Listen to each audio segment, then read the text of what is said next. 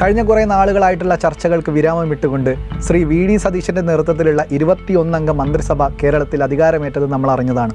അതിനുശേഷവും മന്ത്രിമാരാവാൻ സാധിക്കാത്ത ആളുകളെക്കുറിച്ചുള്ള ചർച്ചയാണ് ഇപ്പം ഉടനീളം കേട്ടുകൊണ്ടിരിക്കുന്നത്. അവിടെ കുറച്ച് പേരെങ്കിലും ചിന്തിച്ചിട്ടുണ്ടാവും എന്തുകൊണ്ടായിരിക്കാം ഈ 21 അംഗ മന്ത്രിസഭ മാത്രമായിട്ട് കേരളത്തിൽ വന്നിരിക്കുന്നതെന്ന്.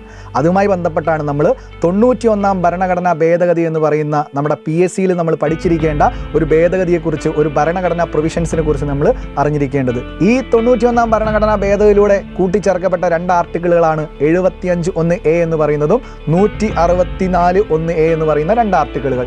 75(1)A പ്രകാരം കേന്ദ്ര മന്ത്രിസഭയുടെ പരമാവധി അംഗസംഖ്യ എന്ന് പറയുന്നത് 15% കൂടാൻ പാടില്ല. ലോകസഭയുടെ അംഗസംഖ്യയുടെ 15% കൂടാൻ പാടില്ല എന്നതാണ് പ്രവിശ്യയെങ്കിൽ 164(1)A പ്രകാരം സംസ്ഥാന നിയമസഭയിലെ അംഗങ്ങളുടെ 15% കൂടാൻ പാടില്ല സംസ്ഥാന മന്ത്രിസഭയുടെ അംഗസംഖ്യ എന്നുള്ളത്. ഇത് പ്രകാരം കേരളത്തിൽ 140 MLA-മാരാണുള്ളത്. ഈ 140 MLA-മാരുടെ 15% പരിശോധിച്ചാൽ അവിടെ നമുക്ക് 21 ലഭിക്കുക. ഈ 21 കൂടാൻ പാടില്ല സംസ്ഥാന മന്ത്രിസഭയുടെ അംഗസംഖ്യ എന്ന് പറയുന്നത്. അതുകൊണ്ടാണ് ശ്രീ വി ഡി സതീശൻ ഉൾപ്പെടെയുള്ള 21 അംഗ മന്ത്രിസഭ കേരളത്തിൽ അധികാരമേറ്റത്.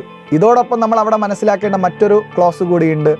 ആർട്ടിക്കിൾ 164(1)A പ്രകാരം സംസ്ഥാന മന്ത്രിസഭയുടെ മിനിമം അംഗസംഖ്യ എന്ന് പറയുന്നത് 12 പേരാണ്. 12 പേരോ അല്ലെങ്കിൽ നിയമസഭയുടെ 15%-ലോ കൂടാൻ പാടില്ല എന്നുള്ളതാണ് മന്ത്രിസഭയുടെ അംഗസംഖ്യയെക്കുറിച്ച് ഭരണഘടനയിൽ പറഞ്ഞിരിക്കുന്നത്. ഇത്തരം ഡെയിലി ലൈഫിൽ നമ്മൾ കേട്ടുകൊണ്ടിരിക്കുന്ന ഒരുപാട് കാര്യങ്ങൾ ഭരണഘടനാപരമായിട്ട് നമ്മൾ റിലേറ്റ് ചെയ്ത് പഠിക്കേണ്ടതുണ്ട്. ഇതൊക്കെ PSC സ്ഥിരമായിട്ട് ചോദിക്കുന്നതാണ്.